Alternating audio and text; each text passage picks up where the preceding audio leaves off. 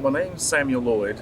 I started driving a truck in 2000 and been owner operator since 2013. In 2017, I formed my authority and got my own name on the side of the truck. I fell into it actually.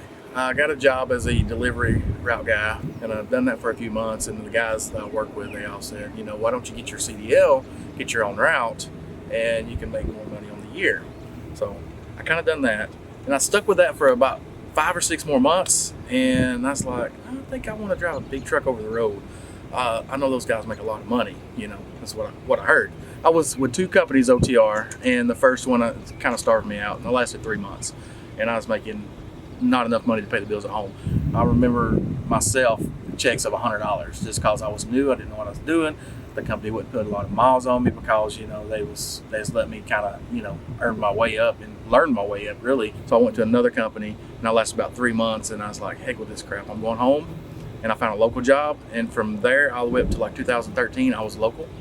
And then my brother planted a seed in my ear one night on the phone. He said, we've been in this game for so long, why don't we just go ahead and buy a truck and go all in?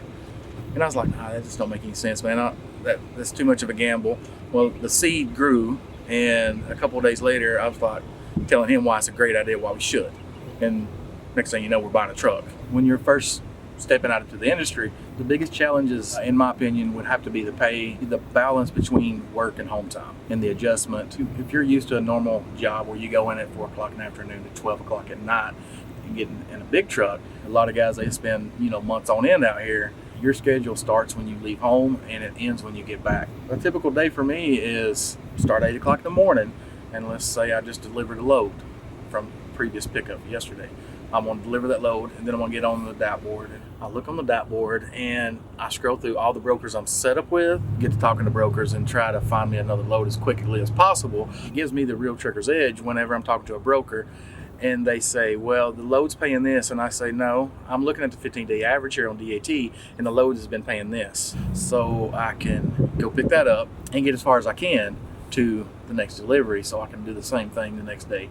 Some days it can be really hectic. I mean, everybody asks me every now and then, why do you go to California? And I'm like, because I need a break.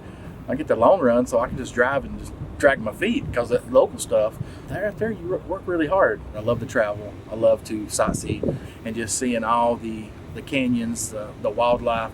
I don't rely on somebody else to say, no, you can't go on vacation next week with your family. And the greatest thing I like about it is being my own boss, call my own shots. So I love the freedom.